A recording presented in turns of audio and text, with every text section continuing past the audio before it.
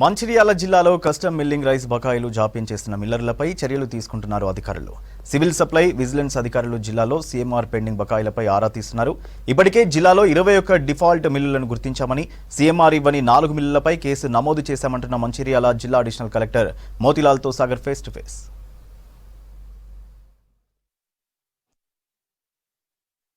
మంచిర్యాల జిల్లాలో సీఎంఆర్ ఇవ్వని రైస్ మిల్లులపై అధికారులు చర్యలు తీసుకుంటున్నారు. ఇప్పటికే సీఎంఆర్ ఇవ్వని రైస్ మిల్లులపై కేసులు నమోదు చేశారు. జిల్లా వ్యాప్తంగా సీఎంఆర్ ఇవ్వని రైస్ మిల్లులు ఎన్ని ఉన్నాయి, ఎలాంటి చర్యలు తీసుకుంటున్నారు, మనతో పాటు మంచిర్యాల అడిషనల్ కలెక్టర్ మోతిలాల్ గారు ఉన్నారు. అడిగి తెలుసుకుందాం. సార్ నమస్తే సార్, ఎట్లాంటి చర్యలు తీసుకుంటున్నారు, ఎంత సీఎంఆర్ రావాల్సి ఉంది? 22-23 సంవత్సరానికి సంబంధించి మనకి ఒక 4000 మెట్రిక్ టన్నుల సీఎంఆర్ డ్యూ ఉంది. మొత్తం 20 మిల్లుల దగ్గర నుంచి అది రావాలి. కానీ వాస్తవంగా చివరి రోజు ఒక్కొక్క ఏసీకే ఎఫ్సిఐ టైం అయిపోయిందని తీసుకోక ఒక 7-8 మిల్లులు ఆ విధంగా డిఫాల్టర్లోకి వచ్చినాయి. కానీ ఎక్కువగా ఉన్నాయి ఒక 7 మిల్లులు ఉన్నాయి. ఎక్కువగా సీఎంఆర్ కావాలని పెట్టని వాళ్ళు ఒక 7 దాకా ఉన్నారు. వాళ్ళల్లో మేము ఇప్పుడు 4 మిల్లులని మా ఎగ్జిక్యూటివ్ సిబ్బంది విజిట్ చేయటం జరిగింది. వాళ్ళ దగ్గర స్టాక్ కూడా వెరిఫై చేయటం జరిగింది. ఇప్పటికే మేము ఒక మిల్ మీద కేసు బుక్ చేయడం, ఎఫ్ఐఆర్ బుక్ చేయడం జరిగింది. ఇప్పుడు ఆ మిగతా 3 మిల్లులలో కూడా కేసు బుక్ చేయబోతున్నాం.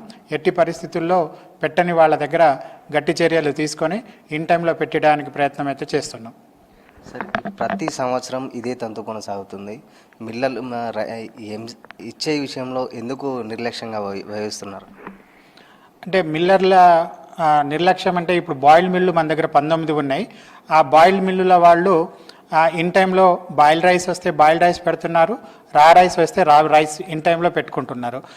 వచ్చిందల్లా ఈ రా రైస్ మిల్స్ ఏవైతే మనకి 43 మిల్లులు ఉన్నాయి, ఆ 43 మిల్లులలో సాటెక్స్ లేక కొందరు ఇన్ టైంలో పెట్టలేకపోయినారు. ఆ తర్వాత వాళ్ళు సాటెక్స్ వస్తే ఎఫ్సిఐ వాళ్ళకి రా రైస్ పెట్టడానికి అవకాశం ఉంటుంది. ఈ సాటెక్స్ లేని వాళ్ళతోటే ఎప్పుడు వాళ్ళు సివిల్ సప్లై వస్తే పెడదామని ఆలోచనలో ఉంటారు. దానివల్ల ఎక్కువ బెనిఫిట్ అవుతుందని ఆ ఉద్దేశంతో వాళ్ళు డిఫాల్టర్ అవుతున్నారు.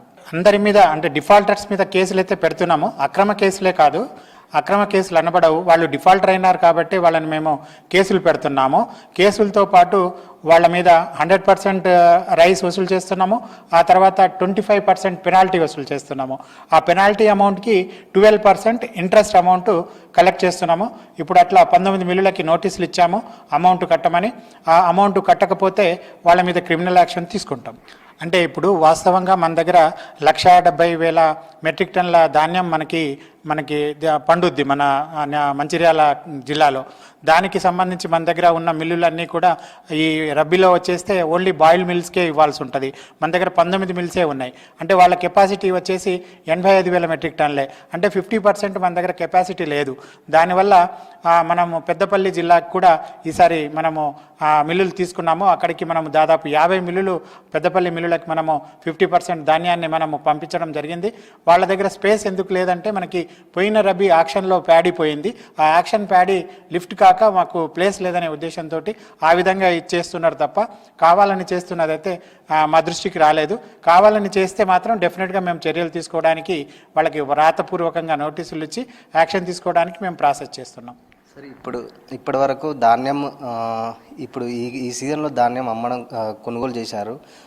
డబ్బులు చెల్లించే విషయంలో కూడా ఈ సంవత్సరం అత్యధికంగానే డబ్బులు వెంటనే కోట్లలో ట్రాన్సాక్షన్ జరుగుతుందని తెలిసింది. ఎట్లా ఉంటుంది సార్? ఈసారి మేము ఎప్పుడూ లేని విధంగా మనము ఏప్రిల్ ఫస్ట్ వీక్లోనే మనము ఈ ప్యాడీ ప్రొక్యూర్మెంట్ స్టార్ట్ చేసినాము. అది 1/4కే మనము అన్ని 26 సెంటర్లు ఓపెన్ చేసినాము. అన్నీ కూడా ఏప్రిల్ మొదటి వారంలోనే మనం సెంటర్లు ఓపెన్ చేయటం వల్ల రైతు ముందుగా మన జిల్లాలో మంచిర్యాల నియోజకవర్గంలో ముందొస్తుంది ధాన్యము. ఈ 4-5 మండలాల్లో లక్సెట్టిపేట, దండపల్లి, హాజీపూరు, జన్నారం ఈ మండలాల నుంచి ధాన్యం ఎక్కువ వస్తుంది. అది మనము ఈ మే మంత్ రాకముందే అవి ధాన్యం మొత్తం కంప్లీట్ చేయడం జరిగింది. చాలా స్పీడ్గా మనం ప్రొక్యూర్మెంట్ చేశాము.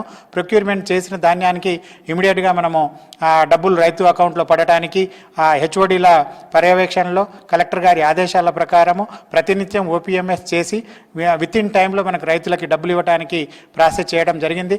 ఇప్పటికే మనము 185 కోట్ల అమౌంట్ రైతు ఖాతాలో 9,000 చిల్లర రైతు ఖాతాల్లో జమ చేయడం జరిగింది. ఇది గత అన్ని సంవత్సరాల్లో కంటే కూడా చాలా స్పీడ్గా చేయగలిగినాం అందరి సహకారంతో. పలు రైస్ మిల్లర్లపై కూడా కేసులు నమోదు చేస్తున్నాము. ఈ సంవత్సరం సంబంధించిన ధాన్యం కొనుగోలులో కూడా పూర్తి స్థాయిలో ఇప్పటికీ 85% ధాన్యం కొనుగోలు కూడా పూర్తయ్యాయి. రైతుల ఖాతాలో డబ్బు కూడా జమ చేస్తున్నామని చెప్పేసి అడిషనల్ కలెక్టర్ గారు చెప్తున్న పరిస్థితి. కెమెరా పర్సన్ రవితో సాగర్, V6 న్యూస్, మంచిర్యాల.